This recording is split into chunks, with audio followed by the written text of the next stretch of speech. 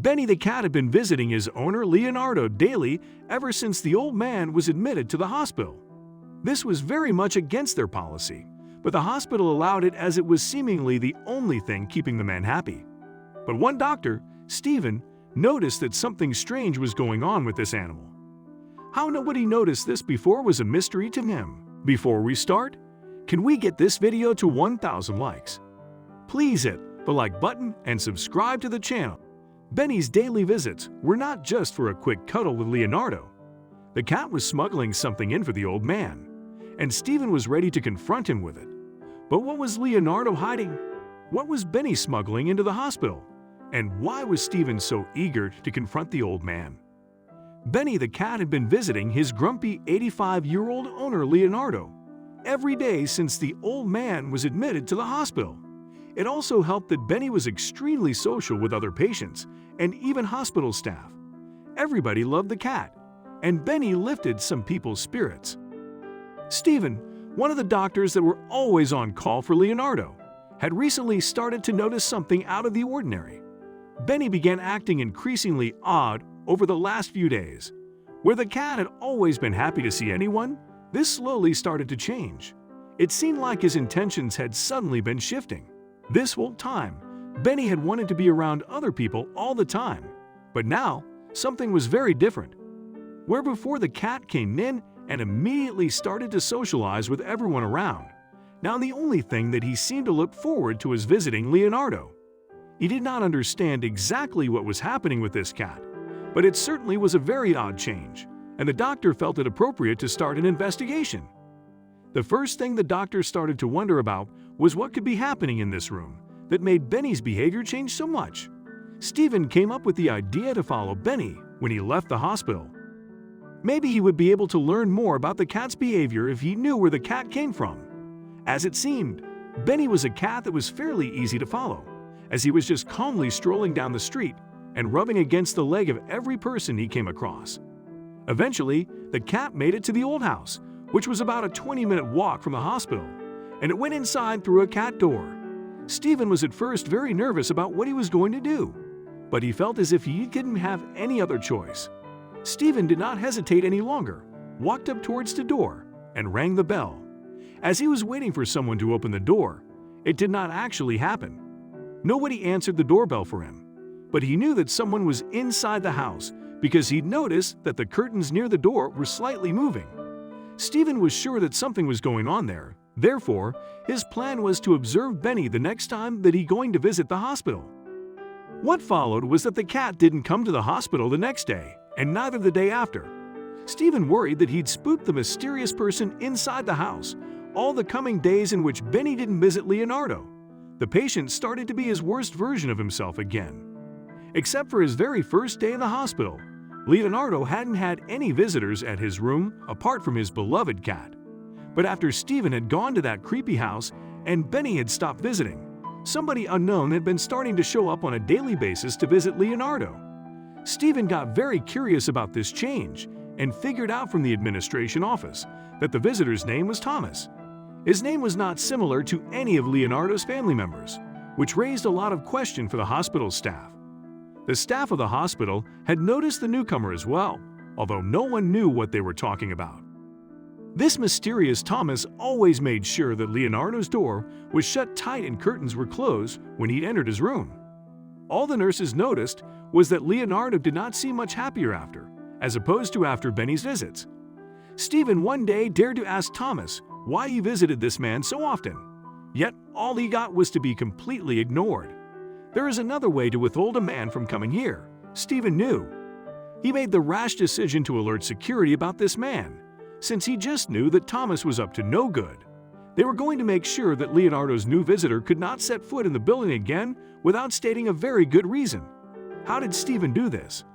The concerned doctor made up an excuse about other patients, as well as hospital visitors complaining about the grim-looking Thomas. They apparently reported to Stephen that they felt very unsafe with him around. This was a risky move for the doctor. It could actually have implications for his job if he could not back this up with evidence. Stephen had an alternative motive for banning this man to the hospital, though, which could stimulate other hospital employees to back up his story. Security accepted his plea, and in the 2 days that followed, Leonardo did not get any visitors. On that first day, the patient was angry beyond belief. For Stephen, this was interpreted as an improvement. The day-to-day life in the hospital continued, and at least people, working or visiting. In addition, a quiet Leonardo was much better than a screaming one. But on the third day, things changed again. It had been pretty much exactly as Stephen had hoped and predicted. The first noticeable entity that walked through the entrance of the hospital that morning was Benny the cat. Benny went straight to Leonardo. Somebody from the reception at the entrance alerted Stephen right away. The doctor was lucky that he was closer to the room than Benny was at that moment. He rushed towards it and closed his door before the cat was in sight. Stephen knew that the next step would be crucial in order to discover more about this mystery. At that moment, Leonardo was still refusing to talk with anyone, which meant that he did not complain about the door being closed either. He was unsure of what to do. Never had this happened in all his visits. Before Benny had managed to figure out a way to get inside, Stephen had already snuck up behind the creature and attempted to pick up the animal. However, to Stephen's surprise, Benny jolted away with sudden movements. Stephen was surprised by this action, and what followed was him to, somewhat desperately, chase the cat through the hospital halls. After some time of chasing, Benny made the mistake of entering an empty office instead of turning into a new hallway. Stephen acted quickly, following Benny into the room, and before he could escape, the doctor had already closed the door behind him. He was now alone and face to face with the mysterious cat. Even now that he had locked up Benny in the room, it was a big struggle for Stephen to get his hands on Benny. The first 5 times that he had tried to make his move, the only results he got were scratches everywhere and tiny bite marks on his fingers and arms. In the end, it was all worth it. When he had Benny in a hold, he could investigate that which he thought was just Benny's collar. There turned out to be much more to this object, as it was clearly something custom-made for some unknown purpose. Around Benny's neck seemed to be a small compartment, the size of a battery as well. Stephen figured out that a lock around the cat's neck was holding everything together. When the doctor found out the click system worked to take it off, Benny's whole demeanor changed instantly. The marvelous creature became its calm and affectionate self again that everybody in the hospital loved so much before. Stephen, step by step, started to understand what had been happening in his hospital.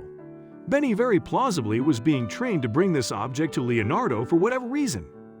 The doctor had seen that the moment the collar had been taken off, the cat knew that he could do what he wanted again. However, not all questions had been answered yet. Most things actually still remained a big mystery for Stephen. Why was this happening? And who had done this to Benny? After letting the cat roam through the hospital halls again, Stephen started inspecting the compartment he had just taken from the animal. Soon he managed to open it. Stephen's eyes went wide open when he saw that which was inside. Of course, it suddenly all made sense to him now. His first instinct was to immediately run into Leonardo's room to confront him. Considering the white powder that was on the inside of the compartment, Stephen knew that it would be best to get the police involved in all of this first. A police team first got into contact with Thomas that was visiting Leonardo when Benny had not shown up. Fortunately, there was not much effort and time needed to confirm Stephen's suspicions. Thomas knew all too well that there was no more way out of this, and he confirmed the narrative that the police had predicted as well. The next step for the team was to go ahead to the house where Stephen had seen Benny get in one time when he followed him. Again, nobody would open the door, but it did not stop the police this time. The house had actually already been on a list of suspicious houses, and since Stephen was involved, they now had an official house warrant. The door was quickly broken down by a specialist team, and 2 men that had been hiding inside were arrested on the spot. When Stephen heard this the next day, he'd expected the 2 suspects to be family members of Leonardo, but they turned out to be his accomplices. As the point of contact of the hospital, Stephen was quickly notified of the arrest. The police found a bunch of illegal items, of which the police could not share the details yet. They did share, however, that the 2 people inside had given their statements and that their stories aligned. This meant that there was now enough evidence to proceed with the investigation and confront Leonardo as well. When Stephen and 2 policemen of the investigation got to Leonardo's room, the old man was screaming again. This time he was really at the top of his lungs. Still, whatever he was angry about right now could not be half as bad as what the police were about to inform him on. The moment that the officers walked into the room, Leonardo immediately went wide of shock and horror. There was no doubt that he knew what this was about. The substance that Dr. Stephen had found inside the compartment that had been part of the collar of Benny had in the meantime been identified. It was a white powder that probably did not take a genius to determine what it was, but obviously the police had wanted to know for sure.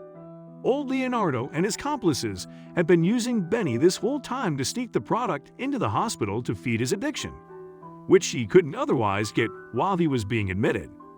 Still, it was not only Leonardo who was getting it. Stephen couldn't believe it as the story unfolded itself.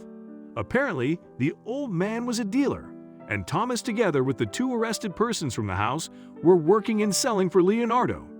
The evidence was unmistakable now, and funny enough, it had all been set in motion after winning the chasing game against Benny in that empty hospital office. Leonardo was soon after transported to a prison hospital and is now awaiting trial. New test results indicate that he has a couple more years to live than the doctors earlier predicted, although now perhaps he isn't necessarily happy with this diagnosis. The three accomplices are awaiting trial as well, leaving Benny without anybody to take care of him. But now, after all that the cat has been through, Stephen feels that it's only right to adopt the famous animal. He has freed Benny from criminals, and he feels as if the cat understands this.